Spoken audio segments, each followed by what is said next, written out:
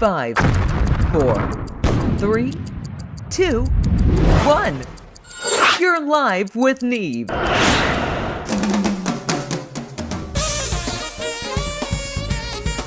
This is Live with Neve. Iconic musicians, comedians, and entertainers of all types. Interviews, comedy, and God knows what else. Hold on!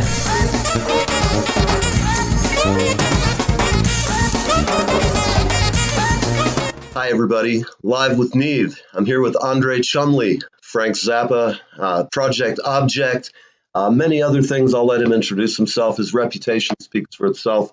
And we are here to talk about Frank Zappa, Halloween, his bout run in New York, and about all our favorite Frank Zappa tales over the years. So Andre, it's great to have you. Great to be here again, and good to see you, Neve. And I'm, Neve. That's like the consoles, right? Is it? Right. And if they try to sue me, which I hope they do, it would make a lively court case because it's my initials, which are Neil Ernest Van Erdy. That's great. I love it. I mean, what are they going to do? Sue me for using my own initials? Well, I know. Don't put it past some of these companies. I'm sure somebody will get a hold of it, and if it creates controversy, I'll take it down. I'll agree to the cease and desist. If they're going to sue me, I'm going to be like, here, I'll send you my royalties for the past 2 years. Here, I got $3 for you. Free publicity, yeah. But no, good to be here, man. And I'm holding down the fort during COVID. I'm a touring professional, so like all of us that live on touring, it's ground to a halt. Yes. But nature does what it does. So I'm getting used to it, doing some other things. I'm teaching a bit, teaching guitar and bass and synthesis on lockdown. I'm performing a bit. I have a project called We Are Ants to Them, and that's my website, We Are Ants to Them. And I do electronic performance. And then just kind of my interview world is also a growing thing. And people can find the links to that on my website, andrechumley.com or guitartour.net. So those are my things. My social is at Guitar Tour, so @ Guitar Tour.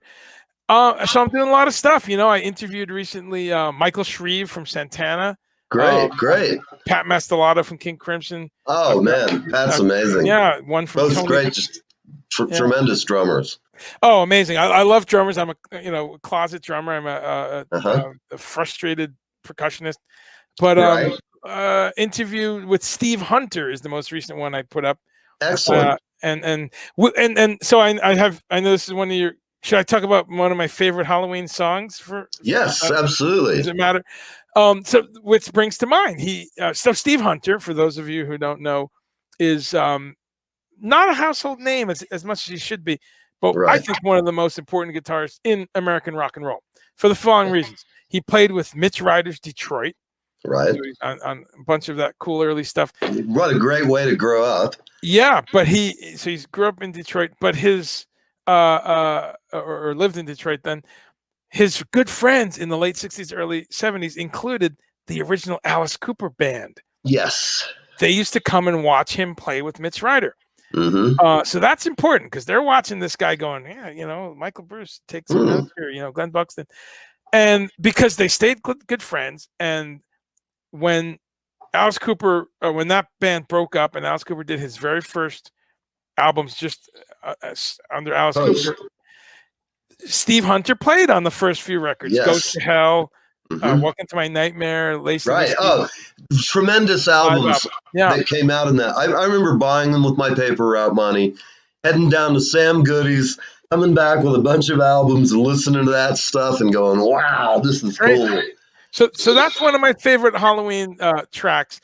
Two of them, Goes to Hell. Wow, and that's just really scary stuff when you're a kid. Some of those lyrics, sure. And then "Welcome to My Nightmare." That's really creepy with absolutely none other than Vincent Price and the Black Widow and all that. Right. So I would pick anything from there. And then the other thing I would pick is just in the scary realm would be a very scary riff.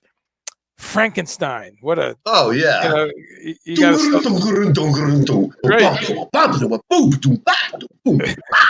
I love that shit. I mean, as a kid, wah, wah, wah.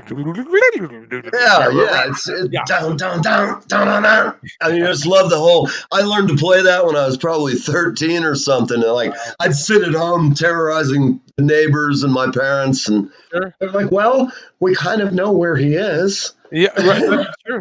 That's true. You know, but it Those are a was. few, and there's some Zappa Halloween memories, of course. But yeah. What is your favorite Frank Zappa Halloween memory or show that you viewed that you really dig? Well, that's easy to answer. It's right on my computer now because I've been waist deep in this new Halloween '81 release. Okay, I find right. it incredible. I just got into Zappa age 16 in September of 1981. So I was just a brand new Zappa fan when I heard that my local radio station in New York City was going to be broadcasting a Zappa concert.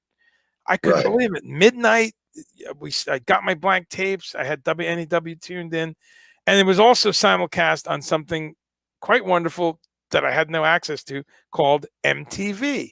Yeah, it was the first broadcast. So that Halloween is very special to me because I had just been a Zappa fan for about a month. Oh wow! But I had done more in a month than most people do because I was in college.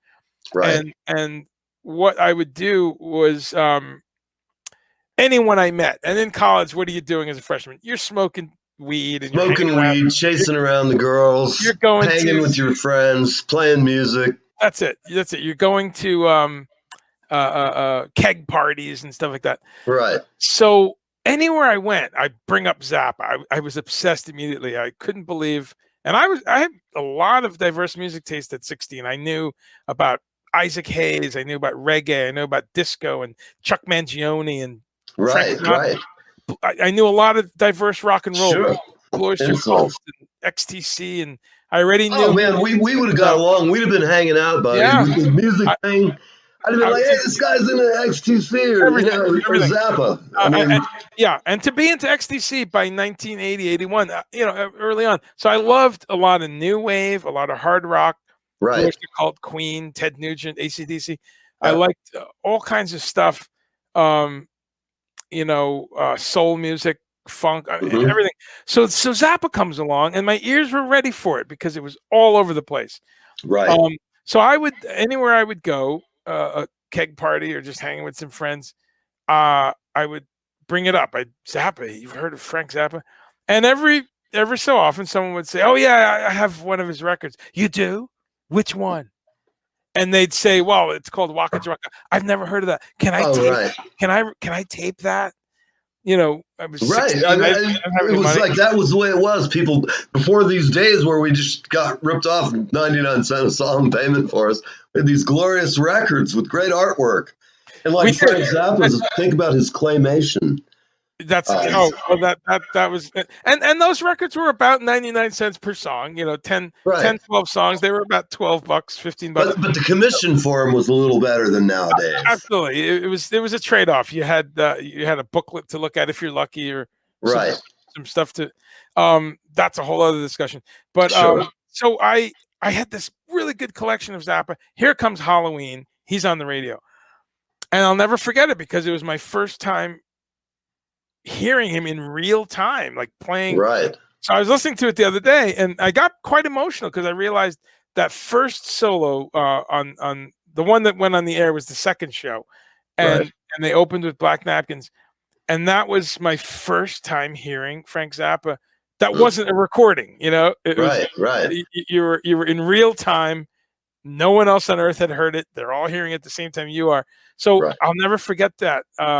So that show stands for me as the most important Zappa memory, even though I wasn't there, because it meant so much to me. I recorded that show. I still have my little cassette somewhere. Very cool. That's one of the greatest bands he ever led. Jump ahead 3 years, and I started seeing Zappa live, and I saw him Halloween at the Felt Forum. So that's another peak Zappa Halloween memory. Actually, his final New York Halloween shows. So what did he open up with? If you have any memory, in '84, Boy, I'd have to look that up, man. I That's want okay. maybe Zoodalures. He was opening with that a lot that year, but For bonus content, extras, and all sorts of cool goodies, become a patron. Go to Patreon. Live with Neve.